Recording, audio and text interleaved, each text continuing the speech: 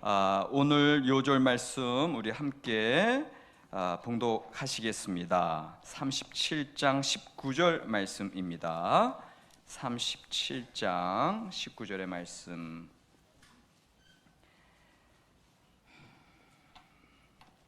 (37장 19절) 우리 한 절 다 함께 시작. 서로 이르되 꿈꾸는 자가 오는도다. 아멘. 형들이 요셉을 보고 그를 이제 죽이려고 하는 말인데 상당히 역설적인 의미가 이제 앞뒤 문맥 가운데 담겨 있는데, 그러나 분명한 건 요셉은 꿈꾸는 자로 지금 형제들 앞에 이제 서 있는 모습입니다. 지난주 잠깐 복습을 해보면 여러분들 야곱에서 이스라엘로 바뀌는 모습들을, 그러니까는 자신의 전전긍긍하는 투쟁하는 삶에서 하나님이 싸워주심으로 나아가는 이스라엘의 삶으로 바뀌었고요. 또 자신을 위한 엘로헤이 재단에서, 엘로헤이 이스라엘 재단에서 엘베델 재단으로 바뀌었고요. 기억나세요? 이게 우리 학생들도 가르치면 제일 힘들어하는 부분이 복습과 예습 부분입니다. 그러나 이 복습과 예습을 잘 감당하면 진짜 장학생 되거든요. 여러분들, 그래서 계속 늘 저는 시작하기 전에 복습을 시켜드립니다. 할렐루야. 좀 떠올려 보시기 바라고요. 그다음에 이제 제일 중요한 건 이제 야곱에서 이스라엘로 바뀌고 자기 중심의 재단에서 하나님 중심 재단으로 바뀌는 것의 핵심은 뭐냐라고 했을 때, 베델의 돌기둥을 기억하라. 예수 그리스도의 십자가 앞에 나아가라. 할렐루야.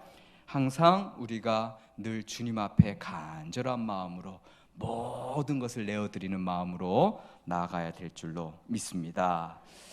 그런데 이제 오늘 이제 야곱의 12 아들들에 대한 이야기가 시작되고, 그 중에 대표적인 요셉 이야기가 시작되는데요. 지난주에 우리가 봤지만 야곱이 그렇게 이제 이스라엘로 변화되고 계속 하나님 앞에 나아가지만 인간적인 성정은 잘 바뀐다 안 바뀐다, 이제 요거를 이제 이야기 좀 했거든요. 그 다음에 이제 오늘 우리가 할 얘기는 뭐냐 하면, 그 인간적인 성정의 문제뿐만 아니라 우리 인간들이 이렇게 만나면 이렇게 화합하고 하나 되기보다는 분열하고 싸워요. 이게 이제 야곱의 12 아들들 대표적으로 나오고 있는데, 왜 그럴까? 왜 인간 사회는 하나 되기보다는 분열할까? 이런 문제들도 좀 같이 좀 생각을 해보면서 나 자신을 이제 돌아보려고 합니다. 시작하는 생각과 질문은 뭐냐 하면, 야곱이 이제 12 아들, 그다음에 풍족한 생활 이루고 어떻게 보면 하나님의 약속이 좀 성취되어 가는 그런 모습들 속에 있는데, 야곱이 그 속에서 어떠한 모습으로 살아가느냐. 다시 말하면 우리 신앙생활하는 분들이요, 아브라함 같은 경우에는 쫙 신앙의 여정을, 그 믿음의 땅을 향해서 쫙 나아가거든요. 그 나그네의 삶이었어요. 그러니까 하나님을 의지할 수밖에 없었어요.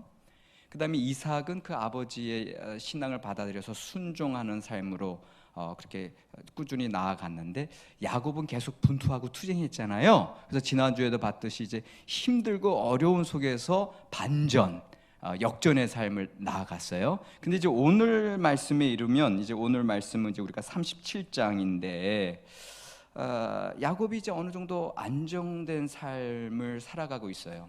근데 여러분들, 안정된 삶을 살아갈 때 우리 신앙의 모습이 더 생명력 있게 살아나야 할 때고요, 안정적인 삶을 살아갈 때 더 하나님 앞에 하나님의 뜻을 더 붙들어야 됩니다. 이게 무슨 소리인지 아시겠죠? 다시 말하면 우리가 힘들고 어려울 때만 하나님 열심히 찾는데, 좀 안정된 삶에 들어가면 좀 하나님부터 멀어지는 모습들이 있거든요. 그러니까 요거를 이제 오늘 좀 생각을 하셔야 되는데, 1절 2절을 보니까, 37장 1절 2절 보니까 야곱이 가나안 땅 곧 그의 아버지가 거류하던 땅에 거주하였으니 야곱의 족보는 이러하니라. 요셉이 17세의 소년으로서 그의 형들과 함께 양을 칠 때에 그의 아버지의 아내들 비라와 실바의 아들들과 더불어 함께 있었더니 그가 그들의 잘못을 아버지에게 말하더라. 자, 이 부분에서 보면 야곱이 가나안 땅, 그의 아버지가 거류하던 땅에 거주하고 있고요. 그다음에 12아들들 거느리고 살고 있어요.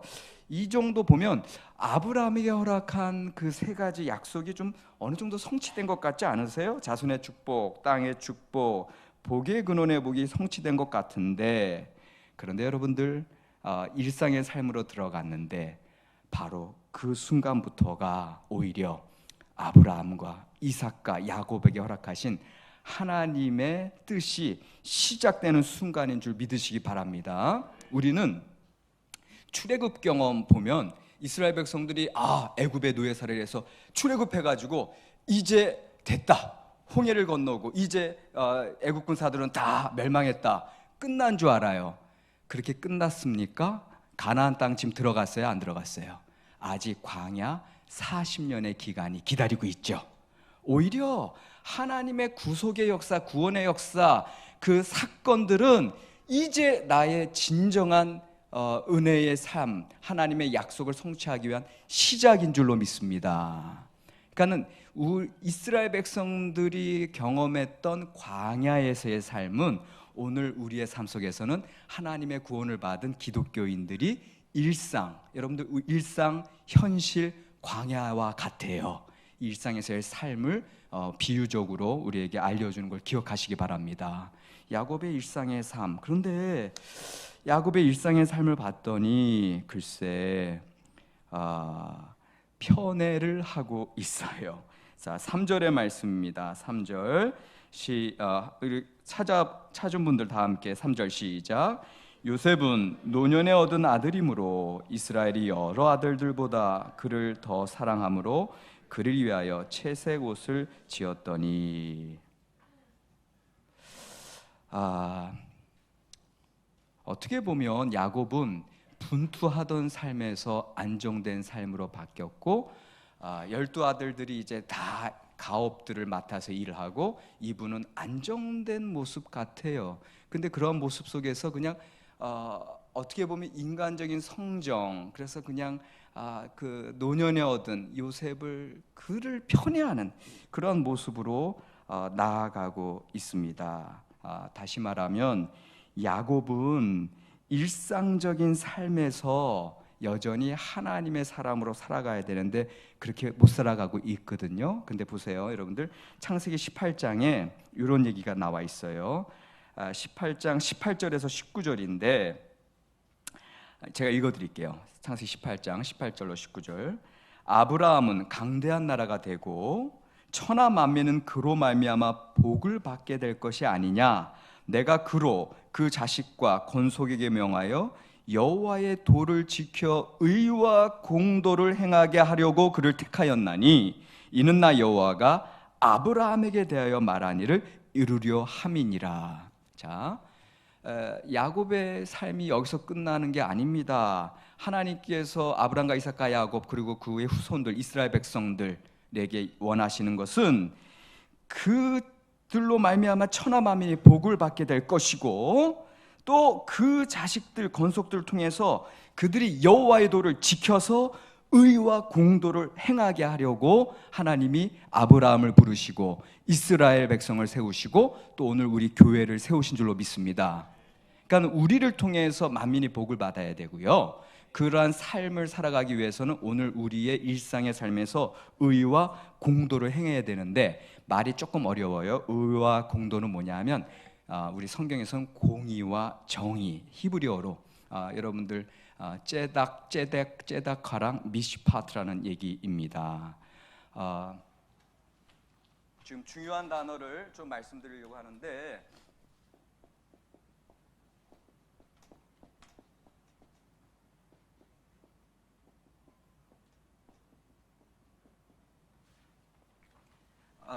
저 통해서 구약 성경에 하나님을 뭐라고 얘기한다? 하나님의 사랑을, 신실하신 하나님, 포기하지 않는 하나님의 사랑, 헤세드 배우셨어요? 그게 제일 중요한 단어예요. 근데 이 헤세드 단어와 더불어 진짜 중요한 단어 두 개 오늘 나왔어요. 미슈파트와 째다카와 미슈파트. 요게 이미 하나님께서 아브라함 통해서 이스라엘 백성에게 원하시는 바고요. 요게 오늘 우리 교회에 원하시는 바예요. 하나님의 사람들에게 원하는 바가 째다카와 미슈파트인데, 우리 구약 성경에서는 째다카는 공의로 번역되어 있고요.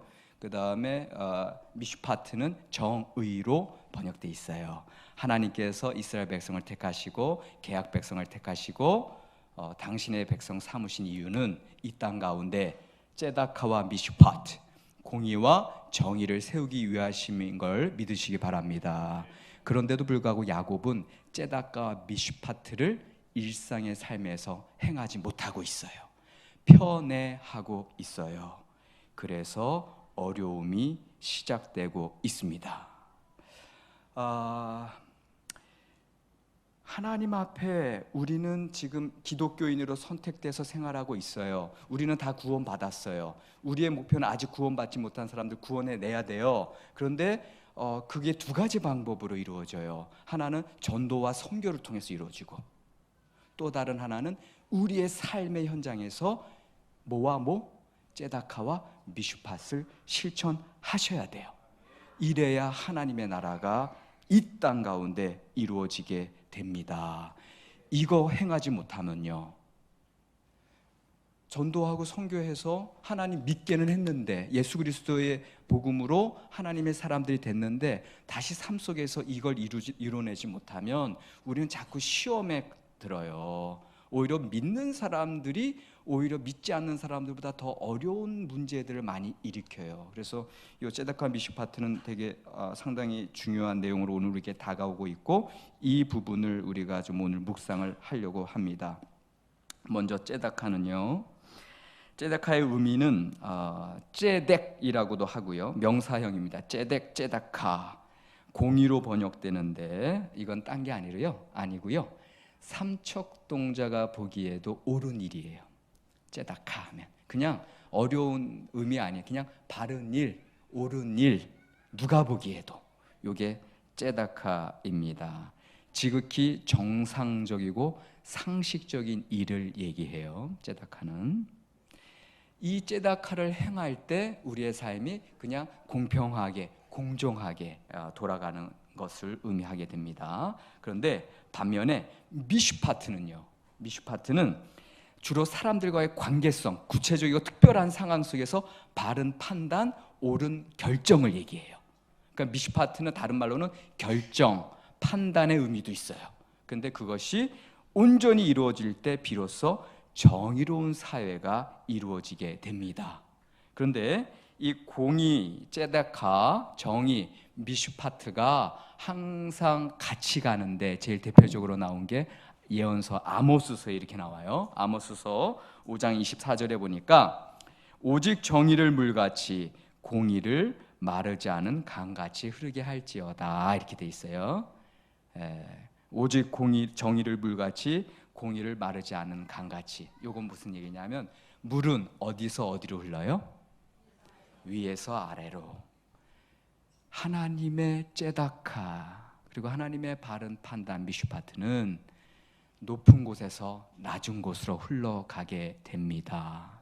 다시 말하면 하나님의 풍성하신 은혜가 그 은혜를 필요로 하는 자들에게 흘러내려가고 있고요, 하나님의 사람들 가운데 남을 도울 힘이 있는 자들이, 강한 자들이 약한 자들을 도와야 되고요, 가진 자들이 가지지 않은 자들을 도와야 되고요, 권력을 가진 자가 권력을 가지고 있지 못한 자들과 더불어 그것을 나누어야 돼요.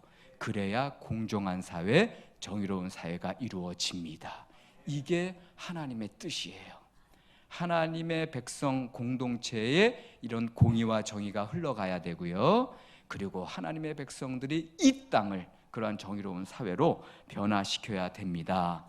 이사야서 40장 3절에서 5절에 보면 하나님이 내 백성을 위로하라, 위로하라, 내 백성을 위로하라, 이런 명령이 나오세요.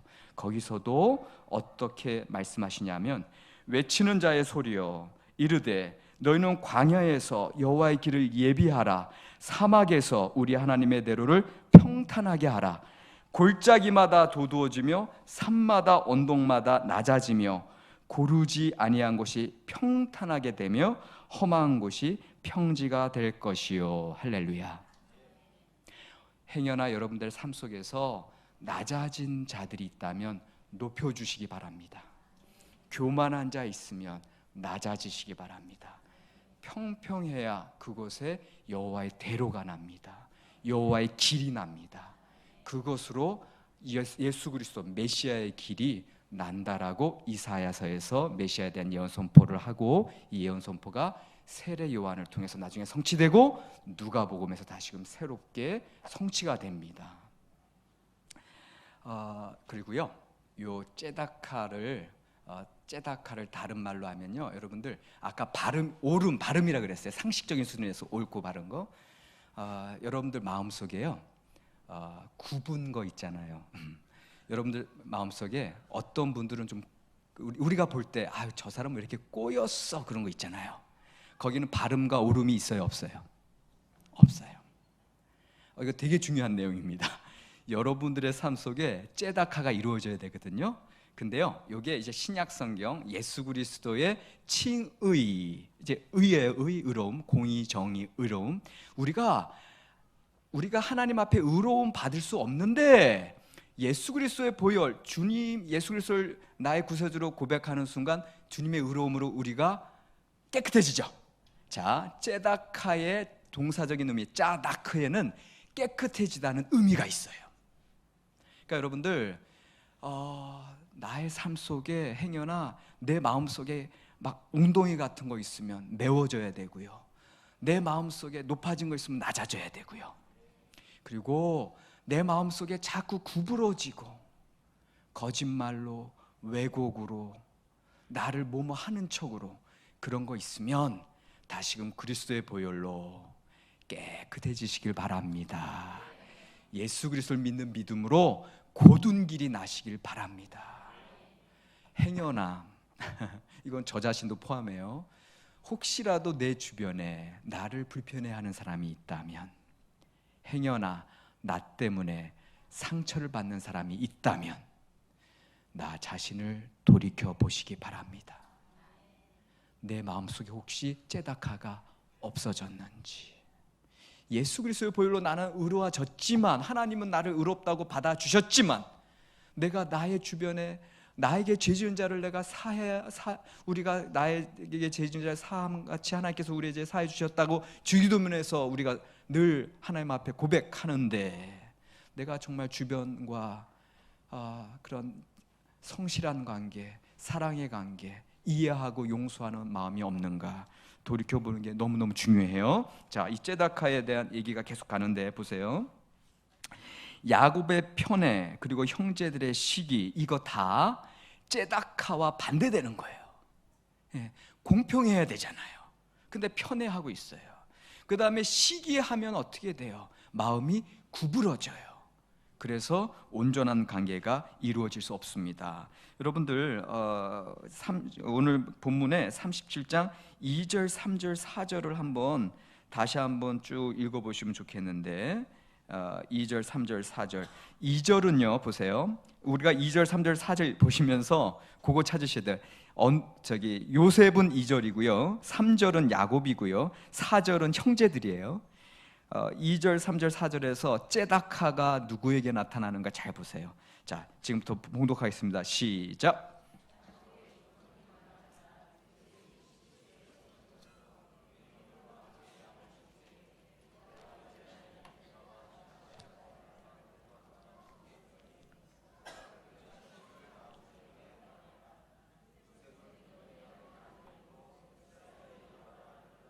그를 더 사랑함으로 그를 위하여 채색옷을 지었더니 그의 형들이 아버지가 형들보다 그를 더 사랑함을 보고 그를 미워하여 그에게 편안하게 말할 수 없었더라. 자, 아멘. 보세요.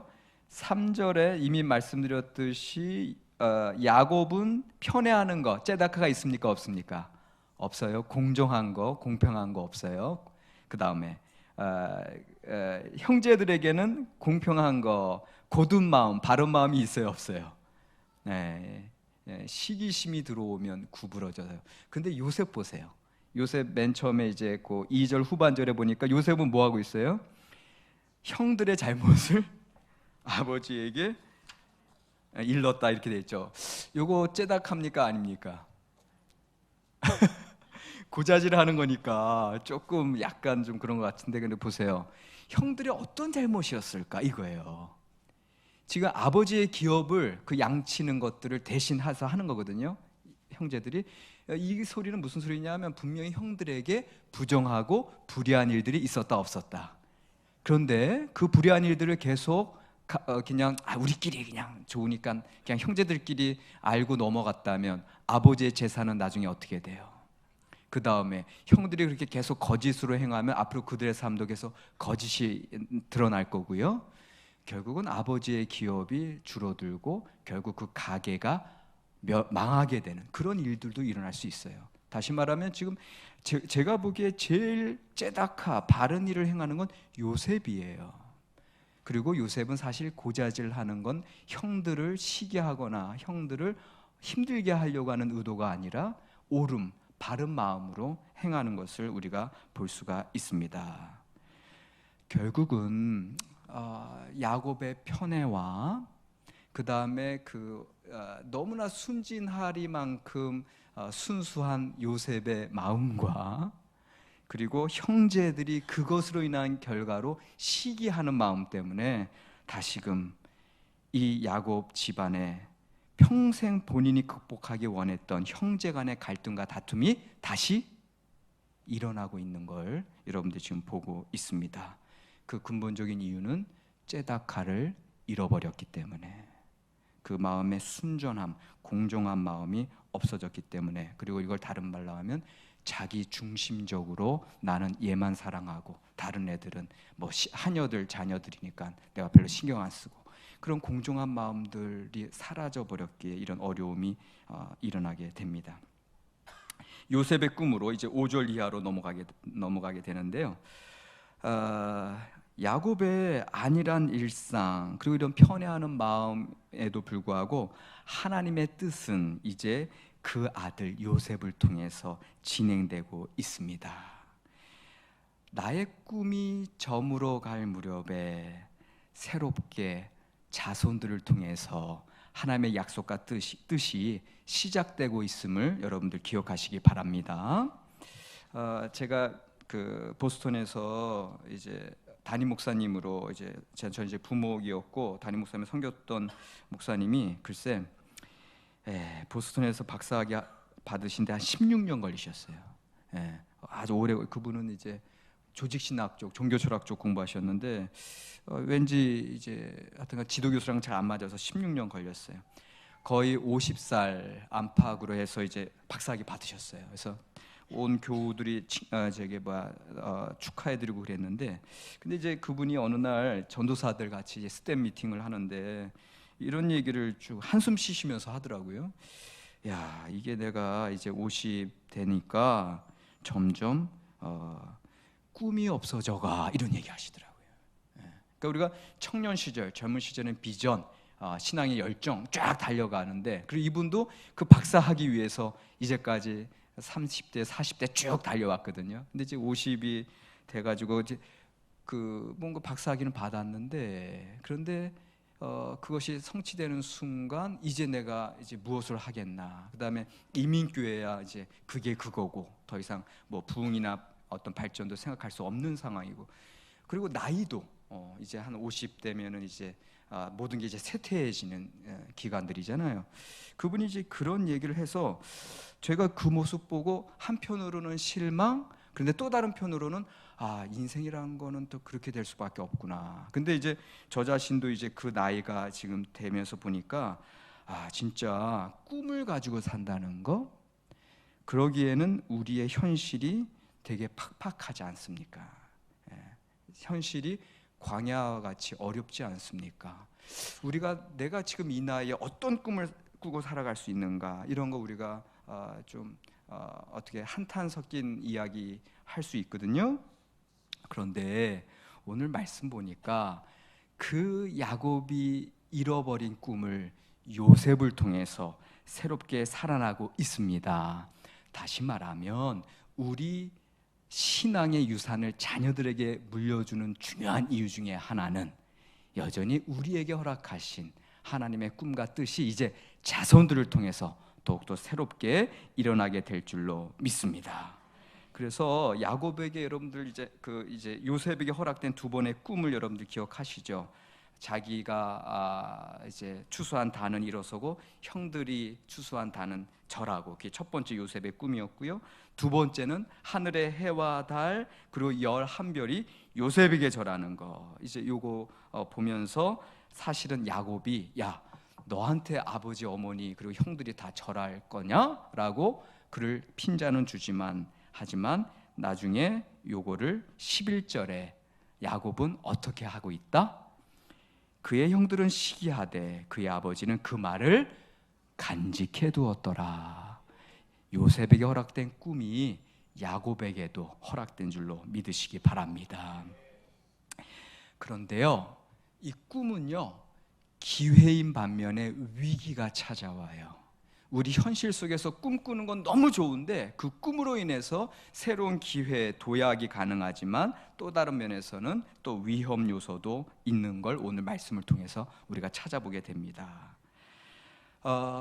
여러분들, 만약에 야곱이 형제들을 두루두루 사랑했고 또 요셉과 형들의 사이가 좋았다면 요셉이 그런 꿈을 얘기할 때 가정의 분위기는 어땠을까요? 이렇게 험악하진 않았을 거예요. 오히려 야, 너무 좋은 꿈이다. 야, 그 꿈 어떻게 되나 우리 다 함께 기도하면서 하나님의 뜻을 기다리자, 이렇게 갔겠죠. 그런데 째다카가 없는 분위기에서는 그 꿈이 하나님께서 허락하신 약속이고 비전인데 오히려 그것으로 인해서 불행의 씨앗이 되고 맙니다. 여러분들, 째다카가 있고 없음의 차이가 너무너무 중요해요. 다시 말하면 우리 안에 이 째다카, 의와 정의가 이루어지지 않으면 어느 순간 하나님의 뜻이 우리에게 허락되었는데도 불구하고 인간의 째다카가 없음으로 인해서 하나님의 뜻이 방해를 받아요.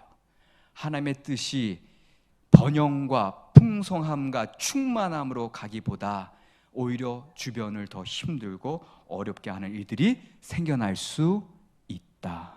이게 너무너무 중요한 사실이에요. 제가 옛날에 2005년도에 신도림 이 공구상가 있는 막 뒤에 후미진 곳에서 이제 개척교회 시작했거든요. 거기 이제 외국인 노동자들만 돌아다니고 되게 좀 험악한 분위기예요. 근데 거기서 이제 열심히 이제 영어 성경 영어 선데이 스쿨 하면서 열심히 이제 전도하고 그래서 8가정이 늘어났어요. 네. 근데 아무래도 환경이 제가 마음에 안 들어. 그래서 하나님께 기도했어요. 여기서 계속 목회를 해야 되나요? 아니면 좀 옮겨야 되나요? 왜냐하면 그 신도림 그 이제 그 바로 서부간선도로가 쫙 이제 달리고 있는데 서부간선도로 건너편은 목동이에요. 그러니까 이제 서부간선도로 사이에 두고 이 목동 쪽으로 좀 이전하면 좋을 것 같다, 이제 그런 생각을 하고 있었는데 제가 기도하다가 이제 그 문제를 가지고 한 3개월 고민했어요. 근데 기도하다가 너무 좋은 환상을 봤어요. 그래서 하나님이 저것으로 옮기라고 하나님의 뜻이구나, 이제 이렇게 생각하고 성도님들에게 얘기했어요. 근데 성도님들이 당신들이 이 담임 목사의 얘기를 들었을 때 담임 목사가 어떻게 기도했고 또 어떠한 마음으로 이걸 얘기하는가, 그걸 생각하기보다는 당신들 중심으로 생각하더라고요. 성도님들의 상황을 중심으로 생각하더라고요. 그래서 거기 가게 되면 우리 집이랑 멀어지는데요. 애들 어떤 때는 그냥 걸어서도 오는데 거기 가면 꼭 우리가 차로 데려다 줘야 되는데, 이런 것도 생각하고, 그 다음에 그 신도림 지역은 이제 저기 전세였어요. 근데 그 목동 지역 쪽으로 넘어가면 이제 월세로 바뀌어요.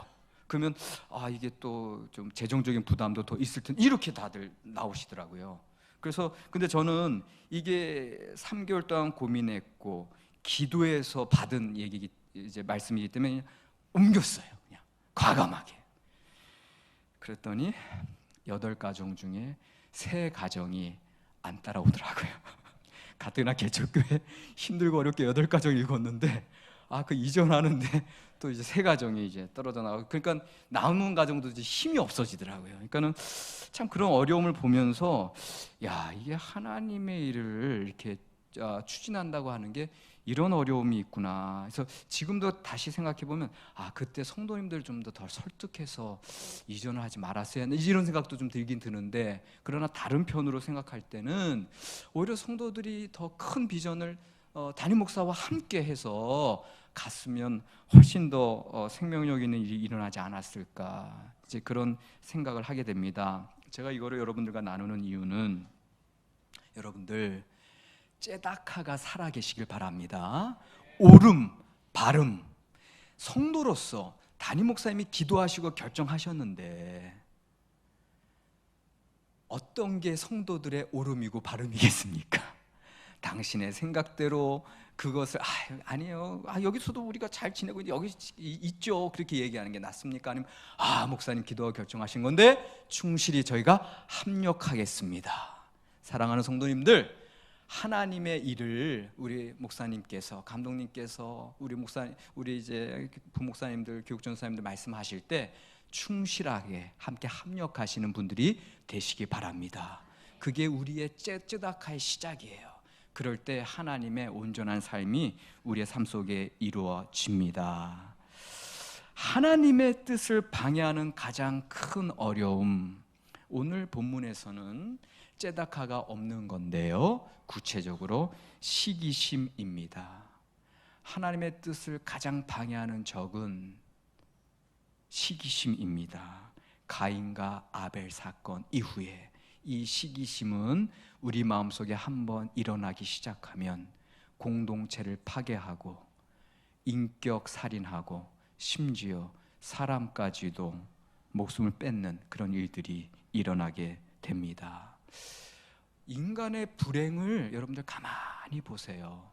그러면 사실은 이 시기심으로부터 일어나는 일들이 얼마나 많은지 몰라요. 직장마다, 교회마다, 가정마다 다툼이 있고 분열이 있고 하나 되지 못하잖아요. 그거 가만히 원인을 따지고 들어가다 보면 시기심에 있어요. 그러니까 참 우리 인간은 참 이상해요. 그러니까는 나는 바르다, 나는 선하다 생각하지만 내가 뭘 결정하고 내가 뭐를 행할 때는 상당히 자기중심적으로 왜곡되어 있어요. 여러분들, 의인은 한 사람도 이 땅에 없는 줄 믿으시기 바랍니다. 참 인간은 의로움, 이 째다카가 우리의 삶 가운데 살아나는 게 너무 힘들어요. 저 이제 뭐 학교에 이제 있는데 이제 교수님들 가운데 이제 열심히 이제 학생들 다 가르치시는데 이제 어떤 학생들이 와가지고 교수님 너무 잘 가르치셔서 감사해요 이렇게 얘기하면서, 그러면서 이제 막 얘기하다가 근데 어떤 교수님 이제 저 말고 다른 교수님 얘기하는 거예요. 그 교수님 강의 너무 재밌어요, 너무 좋아요. 그 얘기 들으면 저는 그렇지, 우리 교수님 다 좋아하면서도 속은 한쪽은 왠지 쓰려. 이게 왜 그런지 모르겠어. 이게 인간의 마음이에요. 그리고 이제 옛날에 제가 이제 여기 이제 우리 개척교회 하다가 이제 2008년에 우리 이제 교수님이, 우리 감리교회는 이중직이 안 되거든요. 아직도 그렇죠. 그러니까 교수로 가면은 이제 목회 못 하죠. 그러니까 장로교회나 선교교회는 그게 가능하거든요. 근데 제가 이제 개척한 교회니까 이 교수로 임용된 다음에도 한 1년은 같이 이제 우리 담임 교육자가 오셨어요. 이제 전도사님인데 이제 목사 안수 가정에 있는 전도사님 오셔서 같이 목회했거든요. 그러면 성도님들이 이 전도사님 얘기를 하시. 새로 오신 담임 교육자 설교 너무 좋으시다. 그럼 저는 그렇죠, 좋죠, 그렇게 얘기하지만 또 한쪽 마음은 또 여전히 이상해. 그러니까 우리 성도님들 잘 기억하시기 바랍니다. 우리 그 목사님 앞에서는 그 목사님 얘기만 하셔야 돼요. 네, 우리 부목사님들 많으신데 다른 부목사님들 얘기는 되도록이면 지혜롭게 안 하시는 게 좋아요. 이게 우리 목사님들 그럴 분 없으시지만 그러나 우리 인간은 이상하게 그렇게 시기하는 마음이 있어요. 근데 이 마음을 우리가 이제 극복이 돼야 되는데 이 극복이 안 될 때 우리는 다시금 예수님의 십자가 앞에 무릎 꿇을 수밖에 없습니다. 시편 133편 1절로 3절 제가 읽어드릴게요. 시편 133편 1, 2, 3절. 보라, 이게 시편 133편의 딱 이 3절이에요. 이게 한 편이에요. 보라, 형제가 연합하여 동거함이 어찌 그리 선하고 아름다운고, 머리에 있는 보배로운 기름이 수염 곧 아롬의 수염에 흘러서 그의 옷깃까지 내림 같고, 헐몬의 이슬이 시온의 산들에 내림 같도다. 거기서 여호와께서 복을 명령하셨나니 곧 영생이로다. 할렐루야. 하나님 나라의 모습인 줄로 믿습니다. 우리 하늘중앙교회가 이런 형제와 동거함의 아름다운 축복, 그래서 그곳에서 영원을 경험하는, 하나님의 나라를 경험하는 우리 하늘중앙교회 될 줄로 믿습니다. 이게 어떻게 가능하다? 하나 될 때, 하나 될 때 모든 시기심, 모든 굽은 마음, 모든 왜곡된 마음 다 내려놓고 담임 목사님을 중심으로 하나님 안에서 순종하며 나아갈 때 하늘나라가 교회에 열리고요, 또 하늘나라가 가정에 열리고요, 하늘나라가 여러분들의 일하시는 직장 곳곳에 열리는 줄 믿습니다. 하나 되게 하소서. 이게 예수님의 요한복음에서 마지막 하나님의 설교의 예수님의 포인트, 그 다락방에서의 그 메시지가 하나 되게 하소서예요. 그곳에 하나님의 나라가 임합니다. 반면에 하나 되지 못할 때 천국이 아니라 지옥이 열려요. 하나 되지 못함으로 요셉을 팔았어요. 원래는 죽이려고까지 했잖아요. 요셉을 팔았어요. 그리고 나서 형제들이 야곱에게 보고를 합니다. 아버지, 이 채소가 누구 거죠? 이 짐승의 피가 묻어 있는데, 이게 요셉의 피 같은데. 그걸 보는 순간 야곱이 37장 34, 35절 자기 옷을 찢고 굵은 배로 허리를 묶고 오래도록 그의 아들을 위하여 애통하니 그의 모든 자녀가 위로하되 그가 그 위로를 받지 아니하며 이르되 내가 슬퍼하며 수올로 내려가 아들에게로 가리라 하고 그의 아버지가 그를 위하여 울었더라. 야곱은 수올로 내려가는 경험, 야곱은 살긴 살지만 지옥을 경험합니다. 우리가 쯔다카가 없어졌을 때.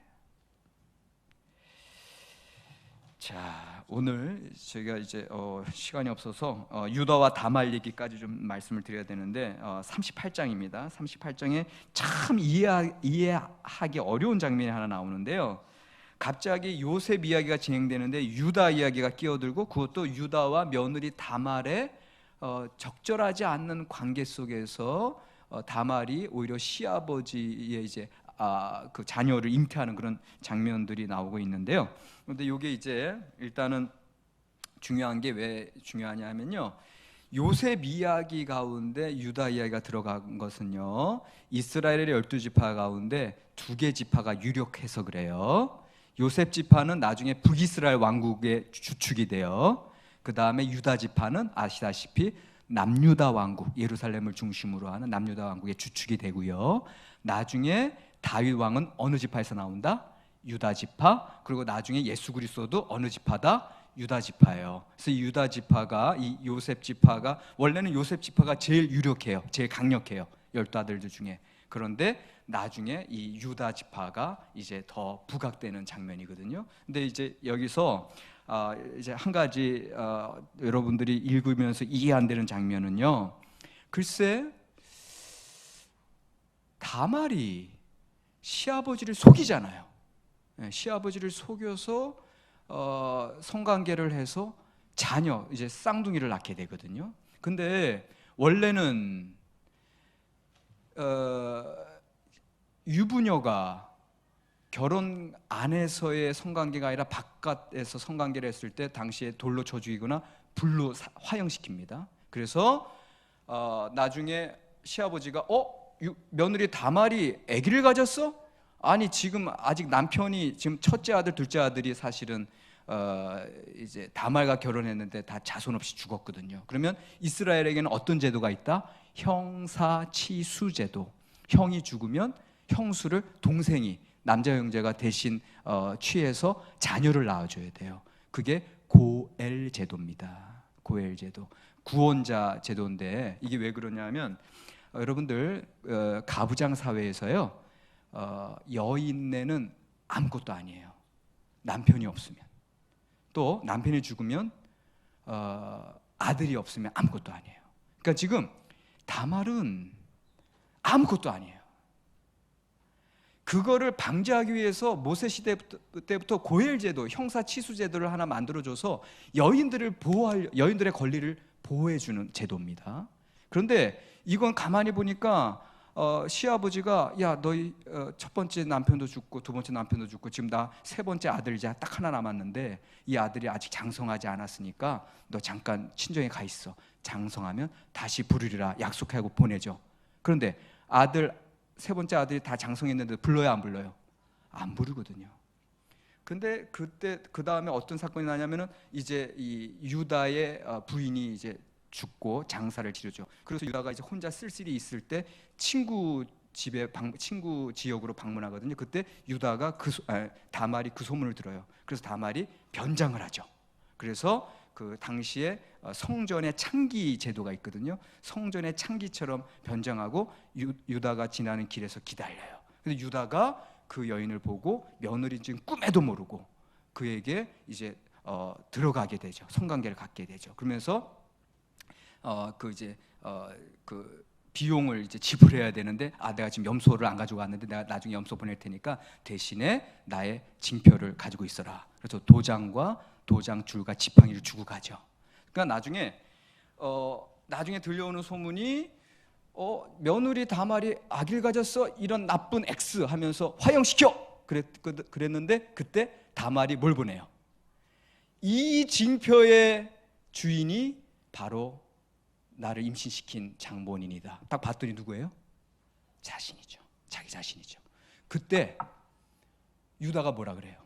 자, 그때 참 보세요. 이게 우리가 말씀 읽을 때 이해가 안 되는 장면인데 38장 25절에서 26절입니다. 38장 25절에서 26절 찾으셨으면 시작. 여인이 끌려나갈 때 사람을 보내어 시아버지에게 이르되 이 물건 임자로 말미암아 임신하였나이다. 청하건대 보소서. 이 도장과 그 끈과 지팡이가 누구의 것이니까 한지라. 유다가 그것들을 알아보고 이르되 그는 나보다 옳도다. 내가 그를 내 아들 셀라에게 주지 아니하였음이로다 하고 다시는 그를 가까이 하지 아니하였더라. 아멘. 좀 이상하지 않으세요? 아니 이것이 나를 속여서 아기를 가졌으면 이제 혼내야 되는데 오히려 유다의 반응은 뭐예요? 그 애가 나보다 옳도다. 여러분들 나보다 옳도다 할 때 그 옳도다가 바로 째다카예요. 그 아이가 나보다도 째다카다 이렇게 돼 있어요. 이게 무슨 소리인지 아세요? 첫 번째로 하나님의 율법제도, 고엘제도, 하나님의 말씀을 누가 순종하는 거예요? 자신보다 며느리 다말이 순종하는 거예요. 그러니까 지금 유다는 째다카가 없어요. 왜? 첫째 아들, 둘째 아들이 이 며느리랑 결혼하기만 하면 죽어. 셋째 아들까지 주면은 죽을 것 같아. 그래서 안 주는 거예요. 째다카가 없어요. 그런데 이 다말은 그 째다카를 이제 실행하는 거고요. 두 번째, 더 중요한 게 있어요. 여러분들 째다카, 하나님의 의는 높은 데서 아래로 흐른다 그랬죠. 지금 말씀드렸어요. 가부장 사회에서 여인들은 부인이 없거나 아들이 없으면 아무것도 아니라 그랬어요. 지금 다말은 생존이 달려있는 문제예요. 그래서 그 방법을 통해서라도 왜? 다음 고엘수는 그 셋째 아들이 아니면 다음 고엘수는 그 시아버지가 될 수 있거든요. 그래서 그 시아버지를 통해서라도 하나님의 말씀을 지키고 또 자신의 생존을 이어가는 거예요. 그러니까 여러분들 오늘날 우리 관점에서는 도대체 받아들일 수 없는 뭐 이런 비윤리적인 얘기가 왜 성경에 나와 있나 그렇게 얘기할 수 있어요. 근데 당시 상황에서 다말은 이미 사형 선고 받은 사람이나 다름없어요. 아들이 없으면. 근데 그런 상황에서 하나님의 의는요, 하나님의 의는 약자 보호예요. 하나님의 의는 약한 사람들 도와주시는 거예요. 그게 하나님의 사랑이에요. 이미 구약의 율법은 단지 기계적인 율법주의가 아니에요. 하나님의 사랑이 속속들이 들어가 있는데 약자들, 가부와 고아들, 이방인들 도와주는 게 모세의 신명기 법입니다. 하나님의 의로움은 높은 데서 낮은 데로 흘러요. 그래서 이 땅에 약자들과 더불어 하나님의 나라를 일구어가는 역사가 이 삶 속에서도 나타납니다. 여러분들 이 사건이 왜 중요하냐 하면 결국 다말이 그렇게 쌍둥이를 낳는데 누구를 낳아요? 베레스와 헤스론을 낳죠. 그 중에 베레스는 바로 다윗의 조상이 되고요, 예수 그리스도 거룩한 족보의 중요한 주인공이 됩니다. 다시 말하면 참 재밌어요. 마태복음 1장에서 다윗과 예수 그리스도의 계보, 아브라함과 다윗과 예수 그리스도의 계보라 쫙 나오는데 거기에 나오는 여인들은 하나같이 다말이 그랬고요, 라합은 기생 라합입니다. 그 다음에 우리의 아내 누구예요? 밧세바, 그리고 룻기의 룻. 하나같이 그 여인들은 이방 여인들이고 힘들고 어려운 삶을 살았던 사람들인데 하나님의 의로운 은혜로 그 거룩한 계보의 주인공들로 이름을 남긴 줄로 믿습니다. 이게 하나님의 의고 하나님의 째다카입니다.